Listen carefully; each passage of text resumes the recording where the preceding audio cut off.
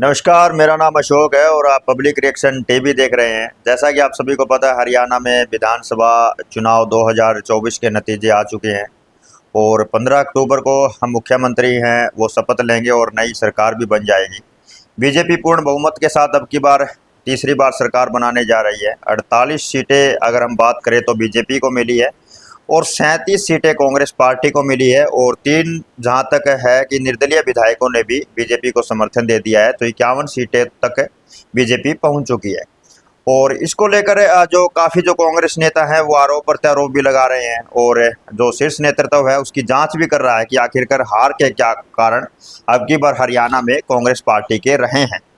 जबकि हरियाणा में जो काफ़ी नेता हैं वो ईवीएम का घोटाला मतलब काफ़ी प्रकार के आरोप लगा रहे हैं, तो इसी पर चर्चा करेंगे। और साथ में हमारे हैं कांग्रेस पार्टी के वरिष्ठ नेता हैं और समाज सेवी सुरेश सरपंच मातरश्याम जी। तो सरपंच साहब, सबसे पहले हमारे चैनल पर आपका स्वागत है। अशोक जी नमस्कार, और आपके सभी दर्शकों को भी मेरा नमस्कार। हालात तो ऐसे हो गए, इंटरव्यू देने का दिल तो नहीं करता, फिर भी चलो आप आए हैं, आपका हार्दिक स्वागत है। सरपंच साहब, आपने देखा होगा 2024 के जो चुनाव थे विधानसभा के हरियाणा में, उनका नतीजे आ चुके हैं। भारतीय जनता पार्टी तीसरी बार हरियाणा में पूर्ण बहुमत के साथ सरकार बनाने जा रही है। 48 सीटें आई हैं, जबकि कांग्रेस पार्टी 37 सीटों पर ही सिमट गई। क्या लगता है आपको, मतलब क्या कमियां रही कांग्रेस पार्टी में, क्या हार के क्या कारण रहे? देखिए अशोक जी, बहुत से कारण रहे जिन पर ना तो किसी बड़े नेता का ध्यान गया और ना ही आप जैसे जो पत्रकार बंधु है किसी भी चैनल का उस पर ध्यान नहीं गया। चुनाव में जो मोड़ आया वो 22 सितंबर को चुनाव ने एक नया मोड़ ले लिया था और भाजपा की तरफ वो इलेक्शन डाइवर्ट हो गया था। क्या लगता है आपको 22 सितंबर को ऐसा क्या हुआ? वो बताऊंगा आपको। जो अगस्त में हाई कोर्ट सुप्रीम कोर्ट में जो फैसला आया था डीएससी का, वो डीएससी माननीय मनोहर लाल जी ने, खट्टर साहब ने और मुख्यमंत्री माननीय नायब सैनी जी ने एक बयान दे दिया था भी हम हरियाणा प्रदेश में डीएससी लागू करेंगे। डीएसए वाले एक पोस्ट भी वायरल कर रहे हैं हुड्डा की फोटो लगाकर कि हमने तो डीएससी समाज ने लूटा और हम तो उसी दिन आ रहे थे जिस दिन जींद में 22 सितंबर को जींद बंद था, कुछ ऐसा करके मतलब वायरल हो रहा है। हाँ, जो सबसे बड़े खेला हुआ वो उसी की बात कर रहा हूँ मैं आपको। जींद में मतलब डीएससी समाज का आज तक के इतिहास में, हिंदुस्तान के इतिहास में, हरियाणा के में नहीं, डीएससी जितना इकट्ठा हुआ, लामबद्ध हुआ, वो जींद में हुआ आज तक। आप पत्रकार हो, आप खोज लेना, आपके बिल्कुल हमने देखा है, वहाँ हम थे, वहाँ डीएससी समाज मतलब विशेष तौर पे जो सेकंड लार्जेस्ट कम्युनिटी है वाल्मीकि, वो उसमें 50% थे और उसके बाद धानक समाज ने भी उसमें बहुत बड़ी भागीदारी करी और उसमें जो उन्होंने फैसला किया मेरे डीएससी समाज ने, और पीछे जो घटनाक्रम हुए, जो अत्याचार हुए, जो भी बातें वहां उठाई गई पिछली सरकारों के द्वारा जो हुई थी, और वहां उन्होंने एक शपथ ली थी, बहुत बड़ी शपथ ली थी भी हम भाजपा के साथ लगेंगे। और सभी को एक निर्देश दिया, स्पेशल निर्देश दिया गया था, जितने भी लोग गए थे भी अपने घर को, अपने परिवार को, अपने समाज को ये संदेश दे भी हमें भाजपा में एक मुश्त वोट देना है। बिल्कुल, जेडी से नहीं, कोई जेसीबी से सरकाना है। बिल्कुल। और वो वोट सारा भाजपा को गया और इलेक्शन डाइवर्ट उधर हो गया। दूसरी बात, मतलब कि दलित समाज का जो वोट था 2 भागों में बट गया। हाँ, 8% का आंकड़ा एक तरफ रह गया और 14% का आंकड़ा जहां तक हमें जानकारी है एक तरफ रह गया। और आप जितने भी, आपको एक नोट कर डाल लेना, जितने बुथ में बुथ की जो वोटिंग हुई है उसमें देख लेना, जहां भी दलित का बूथ है वहां पे भारी भरकम वोटिंग बीजेपी के पक्ष में हुई है, बीजेपी के कैंडिडेट होंगे। दूसरी बात जो बताना चाहता हूं मैं, वो जितने भी कैंडिडेट जीतते हैं कम से कम भी 30 सीटों पे मार्जिन है जो हार जीत का, बिल्कुल। वो 5-4 हजार से नीचे गया है। तो इससे आप अंदाजा लगाते हैं कि डीएससी समाज ने कितना बड़ा खेला कर दिया कांग्रेस के साथ। बिल्कुल। हाँ सरपंच साहब, आप तो मतलब कि दलित समुदाय से ही आते हैं। अगर हम बात करें तो डीएससी समाज से भी आते हैं, वाल्मीकि समुदाय से हैं, और कांग्रेस पार्टी में वरिष्ठ नेता है, और पीछे राहुल गांधी विचार मंच के अध्यक्ष भी रहे हैं हरियाणा में आप, और भी काफ़ी मतलब ऊंचे पदों पर रहे हैं। तो मतलब कि पार्टी के द्वारा मतलब कि नेताओं से सलाह मशवरा नहीं किया गया इस मुद्दे पर, मतलब कि समाज के बारे में आप लोगों ने बताया नहीं, मतलब ऐसा खेला हो सकता है, डीएससी समाज ऐसा कर सकता है, उनको हम कैसे उसमें सेंध लगा सकते हैं, भाजपा ये कर रही है, हम कैसे उसको मैनेज कर सकते हैं? देखिए, इस बारे में मैंने कई बड़े नेताओं से डिस्कस किया, और जो हाईकमान है दिल्ली में एआईसीसी में, उनको भी बाकायदा मैं मिला, और पत्र के माध्यम से, मेल के माध्यम से सूचना करी भी ऐसा हरियाणा प्रदेश में होने वाला है। लेकिन मेरे मतलब अंदाजा आपको पहले हो गया था? बिल्कुल पहले था। कई पत्रकार बंधुओं से मेरी इस मैटर पे बात भी हुई है, बहुत ज्यादा, और कई नेताओं से भी बात हुई भी ऐसे होने वाला है, ऐसे होने वाला है। लेकिन जो बड़े नेता थे उनके कान पर जूं तक नहीं रेंगी, और उसका परिणाम आज आप देख रहे हैं। ये कोई चमत्कारिक फैसले नहीं है, ये जो परिणाम आए हैं ये होना था सच में। मतलब और दूसरी बात, आप बोल रहे हैं कि जो तक नहीं रहेंगे, इसको मतलब हम पार्टी का घमंड बोले या मतलब कि जातिगत वाद विरोध बोले? दोनों ही चीजें हैं, दोनों ही चीजें पैरेलल है। मतलब हरियाणा प्रदेश का जो शीर्ष नेतृत्व था उसका घमंड भी है, और कहीं ना कहीं जाति भावना भी है। एक बात बताओ, मैं पूरे हरियाणा प्रदेश में गया हूँ पिछले 2 साल से, मेवात तक मैं गया हूँ, मेरे से 300 किलोमीटर है। मैं कैथल, पानीपत, करनाल सभी जगह मैंने कार्यक्रम किए। बिल्कुल। और पार्टी को वो डीएससी खेला कर रही है, और एक मैं डीएससी का नेता बैठा हूँ, मेरे को दरकिनार करना। बिल्कुल। तो लाजमी था, वो घमंड तो था कहीं ना कहीं। दूसरी बात, 2 सीटें भी खेला कर गई, सिर्फ 2 सीटें, नारनौंद और उकलाना। हाँ, नारनौंद में मतलब कि कुछ टिप्पणियां वायरल हुई, जिसका असर हम कहें टिप्पणियां नहीं, अगर बहन कुमारी शैलजा चुनाव लड़ना चाहती थी उकलाना से, हाँ ये बात थी, उनका टिकट काटना, और नारनौंद से कुमारी शैलजा अपने खासम खास डॉक्टर अजय चौधरी को टिकट दिलवाना चाहती थी, वो दोनों टिकटें काटना, ये दूसरा बड़ा सबसे खेल था कांग्रेस का हारने का। तो 39 हो जाती। उसके बाद कितनी इसके बाद अभद्र टिप्पणियां जो कुमारी शैलजा के खिलाफ हुई, उन्होंने भी बहुत बड़ा खेल किया। तो ये मेन पॉइंट थे हार के। और तीसरा जो कारण रहा, जो धरातल से जुड़ा हुआ था, माना रैलियों में भीड़ जुड़ी, कांग्रेस पार्टी के बहुत भीड़ जुड़ी, और आपको आप उस चीज को स्वीकार भी करेंगे, जितने भी रैलियां हुई उसमें प्रतिनिधित्व के तौर पे किसी भी बिरादरी को नहीं लिया गया। ना उसमें ब्राह्मण भाई था उन रैलियों में मुख्य चेहरा, ना उसमें कोई वाल्मीकि भाई था, ना उसमें कोई धानक भाई था, ना कोई अहीर भाई था, ना कोई सैनी भाई था। मैं कितनी भी बिरादरियां गिनाऊं, उसमें जो वर्चस्व रहा उन रैलियों में, वो 1-2 बिरादरियों का रहा। आज आप मानते हैं हर बिरादरी अपने नेता को आगे लाना चाहती है, और आज कोई मानने या ना मानने, लेकिन मैं मानता हूं, बेशक लोग कमेंट करें भाई सरपंच साहब जाति आधारित बात कर रहा है, लेकिन आज की तारीख में जाति आधारित राजनीति बिल्कुल 100 नहीं 101% जाति आधारित राजनीति है। उसका उदाहरण बता दूं आपको, अगर जांगड़ा समाज को आदमपुर से टिकट दी कांग्रेस ने, बिल्कुल दी, पूरा हरियाणा का जांगड़ा समाज लामबद्ध हुआ आदमपुर में, बिल्कुल। पूरा राजस्थान का जांगड़ा समाज लामबद्ध हुआ, बिल्कुल, आदमपुर में।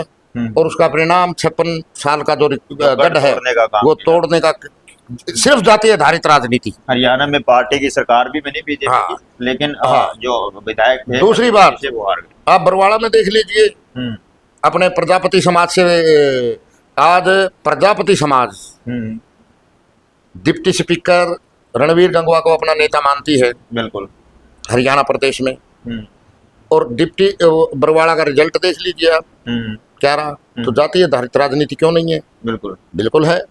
हुड्डा के चेहरे पर ही चुनाव लड़ा गया कांग्रेस का, और काफी सुनने में भी आ रहा था, मतलब कुछ समाज को छोड़ के कुछ जो समाज था वो नाराज भी था, मतलब ऐसा कुछ रियल में था जातीय आधार पर भी देखा जाए तो। बिल्कुल, इसमें पूरा हरियाणा प्रदेश देख रहा है, पूरा हरियाणा की सोशल मीडिया आज उसमें पोस्टें पे पोस्टें आ रही है, हर चौक चौराहे पे ये चर्चा है। हुड्डा साहब को जातीय कॉम्बिनेशन नहीं करना आया। अगर उन्होंने प्रदेश अध्यक्ष माननीय उदय भान जी थे, उनको फ्री हैंड ही नहीं किया उन्होंने। सिर्फ एकमात्र एक दलित नेता थे उनके पास प्रदेश अध्यक्ष के रूप में। कुमारी शैलजा भी चुनाव प्रचार से दूर रही। वो करे क्या? प्रचार से दूर रहना स्वाभाविक था। एक पत्रकार बंधु ने दिल्ली में मेरे से पूछ लिया था, भाई संगठन बड़ा या व्यक्ति? तो मैंने एक जवाब दिया था, भाई माना कि संगठन बड़ा है, लेकिन उस संगठन में किसी व्यक्ति को बेइज्जत किया जाए तो वो क्या करेगा? क्या करेगा? अब शैलजा जी को ना किसी शीर्ष नेतृत्व द्वारा किसी मीटिंग में बुलाया गया, ना उनकी किसी में सलाह ली गई। वो 2 टिकटें विशेष तौर पे मांग रही थी, वो चुनाव लड़ना चाहती थी। तो एक व्यक्ति के इर्द गिर्द, चौधरी हुड्डा साहब के इर्द गिर्द अगर हरियाणा की राजनीति हुई तो क्या हरियाणा के लोग इतने पागल थोड़ी है? मतलब हरियाणा में ऐसा माना जा रहा था, ऐसा लोग बोल रहे थे कि जो कांग्रेस है वो हुड्डा कांग्रेस बनकर रहे। बिल्कुल, एक रीजनल पार्टी का रूप ले लिया कांग्रेस ने, और यही रीजनल पार्टी का रूप लेना। गाना चल रहा है तो भी कांग्रेस सरकार नहीं बन रही, हुड्डा सरकार बन रही है। अगर किसी स्टेज पे आप किसी मंच पे देखोगे तो हुड्डा सरकार बन रही है। दूसरे नेताओं के जो समर्थक हर जाति की इच्छा है भी हम भी नेतृत्व करें। हर जाति चाहती है हम नेतृत्व करें। अगर वो शीर्ष नेतृत्व नहीं कर सकता, वो मुख्यमंत्री नहीं बन सकता, तो उसको डिप्टी सीएम का पद है, उसको कैबिनेट मंत्री का पद है, ये तो घोषणा हो सकती थी भाई सीएम बनेगा तो हम ये चीज करेंगे। उससे उनको सेटिस्फाइड, उनको संतुष्ट तो दे सकते, लेकिन अति आत्मविश्वास वो कहीं ना कहीं गड़बड़ कर गया और ये खेला हो गया। शैलजा को 8 से 9 करीबन टिकटें दी गई थी, और जहां पर मतलब कि शैलजा का उम्मीदवार खड़ा था वहां पर भूपेंद्र सिंह हुड्डा प्रचार प्रसार के लिए भी मोस्टली नहीं पहुंचे काफी सीटों पर। काफी भी लगभग ही नहीं गए, लगभग नहीं गए। बिल्कुल, ये हुड्डा जी को पूरी बागडोर थी हरियाणा प्रदेश की उनके हाथ में, और फ्री हैंड था। तो उनका फर्ज बनता था वो उन सीटों पे भी जाए, चाहे कोई बुलाए ना बुलाए, अपना कार्यक्रम तय करना चाहिए था। शैलजा को भी उनकी सीटों पर जाना चाहिए, और शैलजा जी को भी उनको बुलाना चाहिए था, उनकी नाराजगियां दूर करनी चाहिए। शैलजा भी तो नहीं गई ना? नहीं, शैलजा जी को असल में तो बुलाया ही नहीं गया, उन सीटों पे बुलाया नहीं, उनकी फोटो ही नहीं लग रही। फोटो एक्चुअल में देखा जाए तो सरपंच साहब जिनकी टिकटें शैलजा के द्वारा मिली थी वो हुड्डा को आमंत्रित नहीं कर रहे थे, उनकी विधानसभा में हुड्डा के पोस्टर नहीं बलवान दोपत्रिया ने बुलाया है। फतेहाबाद में बाकायदा एमपी साहब की दीपेंद्र हुड्डा की कार्यक्रम हुआ है, इसमें क्या दो राय है? कांग्रेस पार्टी संगठित होकर चुनाव नहीं लड़ रही थी, बल्कि अपने अपने नेता के चेहरों पर चुनाव लड़ रही थी। ये मानो, ये मानते हैं, मानते हो? इसमें कोई दो राय नहीं। ये भी नुकसान का कारण तो है। वैसे गुटबंदी है ना, वो कांग्रेस में बहुत पहले, मैं चौधरी भजनलाल के समय से राजनीति कर रहा हूँ कांग्रेस पार्टी की, और उस समय, अब तो 2 ग्रुप थे, उस समय 4-4, 5-5 ग्रुप थे, और तो बड़े मजबूत थे, और फिर भी कांग्रेस से सत्ता में आई है। चौधरी भजनलाल कांग्रेस के मुख्यमंत्री है, लेकिन चुनाव संगठित, इसमें कहीं ना कहीं जो हाईकमान है, पार्टी प्लस चेहरा हाईकमान है, दोनों जब मिल जाते हैं। मैं आपको बताऊं, हाईकमान की कहीं ना कहीं, हाईकमान राहुल गांधी का विदेश जाना ऐन वक्त में, लोकसभा में भी और विधानसभा में भी, उनका राहुल जी का उस समय समन्वय स्थापित करना चाहिए था। अब आपको बता दूं, 91 के इलेक्शन में, 91 की घटना बताता हूँ, मुझे बखूबी याद है। चौधरी भजनलाल जी मुख्यमंत्री बने थे, उस समय एक क्षेत्रवाद की राजनीति उस टाइम शमशेर सिंह सुरजेवाला जी थे, चौधरी वीरेंद्र सिंह जी थे, चौधरी भूपेंद्र हुड्डा जी थे और चौधरी भजनलाल जी थे। लेकिन पार्टी जो हाईकमान की नीतियां थी, उन्होंने उधर से मुख्यमंत्री की घोषणा करी सुरजेवाला जी की, उधर से करी वीरेंद्र जी की, उधर से हुड्डा साहब की, इधर से, और कांग्रेस स्पष्ट बहुमत में आ गई। ईवीएम का रोना भी लगातार जारी है सरपंच साहब। अब कांग्रेस जो नेता हैं वो आरोप प्रत्यारोप लगा रहे हैं कि ईवीएम में घोटाला हुआ है, मशीनों में गड़बड़ी हुई है, बैटरी चार्जिंग को लेकर कुछ ऐसा मतलब बोल रहे हैं। मेरे हिसाब से आप भी कांग्रेस नेता हैं, क्या लगता है? बहानेबाजी से काम नहीं चलेगा। धरातल है वो पहचानना पड़ेगा। रैलियों से सरकारें कभी नहीं आती जब तक हम आम जन, आम मतदाता घर तक, दर तक, गली तक, चौराहे तक नहीं पहुंचेंगे, सरकारें आना असंभव है। रैलियां तो 2 घंटे में हो जाती है और रैलियों से कुछ बटने वाला नहीं है। मेरा कांग्रेस हाईकमान से आपके चैनल के माध्यम से निवेदन है कि धरातल के नेता को आगे लाएगी अगर कांग्रेस, बिल्कुल, तो आगे संभव है सरकारें कांग्रेस की आ जाए, अन्यथा मुझे तो नहीं लगता। क्योंकि अभी मैं सुन रहा था आपके चैनल के माध्यम से ही, भाई वरुण मुलाना को प्रदेश अध्यक्ष बना रहे हैं, सीएलपी लीडर चेंज किया जा रहा है, सीएलपी लीडर अशोक अरोड़ा को बिल्कुल चेंज किया जा मतलब रहा है। ये कोई धरातल के नेता मैं नहीं मानता। ये तो एक कुर्सी तो वही है, टांगे बदल दी गई। अब उदयभान जी में और वरुण मुलाना में फर्क क्या है, मैं जनता से पूछना चाहता हूँ, कमेंट करके बताइए। भाई वरुण मुलाना को अगर प्रदेश अध्यक्ष बना जाए तो उदयभान क्या गलत है? बात तो एक ही समाज से है या एक ही वर्ग से आते हैं। हाँ, तो एक ही पार्टी तो एक बगैर गुटबाजी का, जो गुटबाजी में विश्वास ना रखता हो, कॉमन आदमी, चाहे वो अहीर है, चाहे वो सैनी है, चाहे वो बाल्मीकि है, चाहे वो धानक है, उसको बनाया जाए तो ही बात बनेगी। अन्यथा टांगे बदलने से, कच्छे बदलने से, वो तिलक राज जी ने सिरसा में कहा था, कच्छे बदलने से दस्त नहीं रुकते। बिल्कुल। हाँ, तो मतलब कि फैक्ट फाइंडिंग कमेटी का भी गठन किया गया है, कमियों की जो मतलब है जांच की जाएगी, क्या कारण रहे हार का हरियाणा में आशीष नेतृत्व के द्वारा।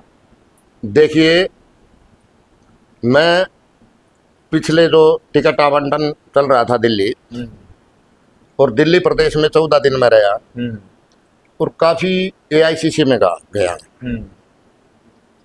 आपको बहुत बड़ी बात बताऊंगा मैं, किसी की कहने की हिम्मत नहीं है, और कोई आदमी अगर हिम्मत करेगा, कांग्रेस गौर करेगी तो आगे जीवित रहेगी। वहां पे एक लामबंदी होती है बिल्कुल किसी नेता के प्रति। वो एआईसीसी में जितने नेता है वो लामबंदी छोड़ के, और राहुल गांधी खुद फैसले लेने में सक्षम होंगे तो बात बनेगी। वो लामबंदी तो अब जो हरियाणा के बड़े नेता है वो लामबंदी करके अपना फिट सिस्टम फिट कर लेंगे, बेशक वो दूर हो, लेकिन नीतियां और उनकी चलेगी। बिल्कुल।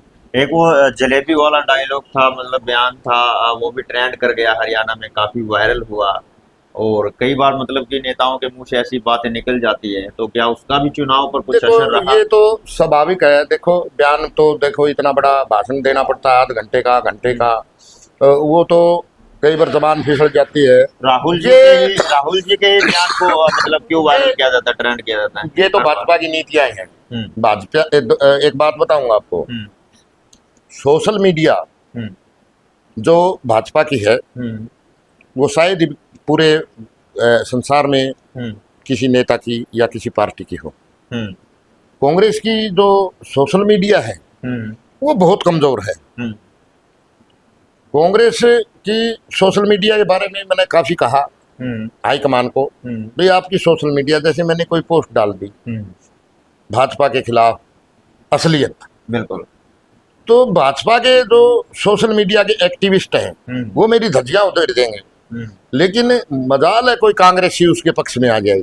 बिल्कुल, कभी नहीं आएगा, आप देख लेना, कांग्रेसी नहीं आएगी। कांग्रेस की जो सोशल मीडिया है। दूसरी एक और बात बताऊंगा आपको, कांग्रेस का जो कार्यकर्ता है ना, वो उसको एक विशेष प्रशिक्षण देने की जरूरत है। हम्म, वो धरातल की लड़ाई में बहुत कमजोर है कांग्रेस का जो कार्यकर्ता है। बिल्कुल। और कार्यकर्ता अगर कमजोर है तो नेता भी कहीं ना कहीं कमजोर है, उसको ज्ञान नहीं है।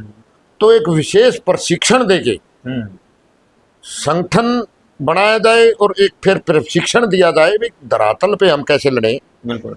भाजपा में और कांग्रेस में यही फर्क है जमीन आसमान का, और इसी वजह से भाजपा में जो दिखता नहीं है वो होता है, बिल्कुल। और कांग्रेस में जो दिखता है वो होता नहीं है। बिल्कुल। और यही सिलेक्शन में हुआ। आदमपुर की भी अगर हम बात करें तो आदमपुर से आपने भी आवेदन किया था टिकट के लिए। आदमपुर में भी अब की बार बड़ा खेला हुआ है, सरकार बीजेपी की बन गई और जो बीजेपी से चुनाव लड़ रहे थे भव्य बिश्नोई, और 56 साल का गढ़ भी टूट गया, वो हार गए, चंद्र प्रकाश जी जीत गए। मतलब क्या रहा, मतलब देखिए ये अब मैं इतनी बड़ी बात नहीं कहना चाहता। ये ग्राउंड पिछले 3 साल से मैं ही बना रहा था, आप देख रहे हैं। ग्राउंड मेरा था, खिलाड़ी कोई और था, खिलाड़ी कोई और आ गया। बिल्कुल। और अगर मुझे टिकट मिलती तो पूरे हरियाणा प्रदेश में एक बहुत बड़ा संदेश जाता दलित समाज में। एक जर्नल सीट पे अगर दलित को दिया जाता, बिल्कुल, तो कहीं ना कहीं 5-4%, ज्यादा नहीं तो 5-4% जो दलित है वो कहीं ना कहीं कांग्रेस की तरफ आते। और कांग्रेस आज 37 सीट पे है, तो कहीं ना कहीं वो 46 का आंकड़ा पार कर लेती। और इसी वजह से दलित को संगठित करने के लिए मेरी एक प्लानिंग थी, लेकिन उस प्लानिंग पे बड़े नेताओं ने पानी फेर दिया। बिल्कुल। और जब तक धरातल के नेताओं को, जो अब मैं 0 ग्राउंड से उठा हूँ, मैं कोई शिखर से नहीं आया। बिल्कुल। और 0 ग्राउंड का नेता ही ये बता सकता है ये पार्टी में कमियां हैं, इस वजह से आगे जाएंगे। 100 ग्राउंड का आदमी नहीं। तो कांग्रेस को आज आवश्यकता है 0 ग्राउंड के लोगों को आगे लाने की, जमीन पर लड़ाई लड़ने वाले लोगों की, आम आदमियों का सम्मान करने वाले लोगों को आगे लाना होगा, अन्यथा नहीं होगा। सरपंच साहब, ये तो चलो आदमपुर में आज चंद्र प्रकाश ने आवेदन भी नहीं किया था, उनको उतार दिया गया, चलो उनको तो आज जीत मिल गई। लेकिन बहुत सी सीटों पर ऐसा हुआ, आवेदन लिए थे कांग्रेस ने कि जो आवेदन करता है उसी विधानसभा क्षेत्र से उसी में से एक कैंडिडेट को टिकट दिया जाएगा, लेकिन ऐसा नहीं हुआ। बहुत सी सीटों पर आवेदन किसी और ने किया, लेकिन टिकट किसी और को मिल गई। क्या लगता है आपको, ये भी कारण हार के रहे? बिल्कुल, क्योंकि जो आवेदन करता थे उन्होंने नीचे नीचे कैंची चलाई होगी। मैं बताऊं, 50 से कम कहीं भी नहीं थे। कांग्रेस ने अपने पैरों पे 50 आवेदन लेके थे। और जैसे कि भवानीखेड़ा की अगर हम बात करें तो प्रदीप नरवाल ने तो आवेदन ही नहीं किया होगा। हर पार्टी का देखो ये बात आपकी मानता हूँ, मैं सहमत हूँ। हर पार्टी का अपना संविधान होता है, हर रूल रेगुलेशन बनाओ ना, अगर बनाओ तो फिर उसको यही तो बता रहा हूँ मैं आपको। हर पार्टी का अपना संविधान होता है, अपने कानून कायदे होते हैं। और वो इतनी बड़ी पार्टी कांग्रेस, बिल्कुल, वो उस संविधान को तोड़ती है, उन कायदे कानून को तोड़ती है, तो उसका नुकसान तो लाजमी होगा, कांग्रेस को होगा। कांग्रेस को हुआ है इसका। अगर हर जगह 50-50 कैंडिडेट है और 51वां कोई आ गया तो 50 कहाँ जाएंगे? बिल्कुल। हाँ, या उनमें से कोई निर्दलीय चुनाव लड़ेगा, या एक बात और, चलाएगा। फीस ले ली गई, या फीस रिफंड कर देनी चाहिए। फीस या तो रिफंड करनी चाहिए। और उसके बाद दिल्ली में उनका इंटरव्यू किया गया, कितने तंग हुए लोग। मैंने 3 विधान, आज बता देता हूं मैं आपके चैनल के माध्यम से, 3 विधानसभाओं से मैंने आवेदन किया और 3 बार मैं दिल्ली में इंटरव्यू दे के आया। इतना कितने लोगों को खर्च करवाया, कितने वर्करों को, कार्यकर्ताओं को तोड़ा। आज वो कार्यकर्ता, इन बड़े नेताओं का क्या बिगड़ता है? कुछ नहीं बिगड़ा। मारा कौन गया? धरती से जुड़ा हुआ नेता को, जो रीढ़ होते हैं उसको कांग्रेस ने मारा है। बिल्कुल उनका कत्ल किया है, उनका खून बहाया कांग्रेस ने। मैं आपके चैनल में आप एक कांग्रेसी नेता हैं, बेशक। देखो, सच्चाई कहने में कोई हर्ज नहीं है। बेशक कांग्रेस मेरे पर कार्रवाई करे, लेकिन सच्चाई कहने से नहीं चुकूंगा। और जब तक सच्चाई आगे नहीं आएगी, पार्टी आगे नहीं बढ़ेगी। बिल्कुल, ये बात है। बिल्कुल। तो चलिए, हमने भी फैक्ट फाइंडिंग से लेकर बातें की है कि मतलब आखिरकार क्या कारण रहे, हार के क्या कारण रहे, और आरोप जो प्रत्यारोप है जो पार्टी लगा रही थी उन पर सरपंच साहब की मतलब क्या राय है। तो हमारे साथ में सुरेश सरपंच मातर श्याम जी थे, और कांग्रेस पार्टी के अगर हम बात करें तो उसमें वरिष्ठ नेता हैं और समाज सेवी भी हैं। तो इन्होंने अपनी राय रख दी। अब आप कमेंट सेक्शन में अपनी राय रख सकते हैं कि आपकी इसके बारे में क्या सोच है। तो जाते जाते हमारे चैनल के दर्शकों को क्या कहना चाहेंगे सबका? सभी दर्शकों को मैं तो यही कहना चाहता हूँ, अपना सटीक कमेंट दें। खाम खाई कांग्रेसियों की आदत है उल्टे कमेंट करने की। मैंने जो भी विश्लेषण किया है अशोक जी के साथ, अपना सच्चा और सच्चाई को स्वीकार करें और अपना कमेंट जरूर दें। धन्यवाद।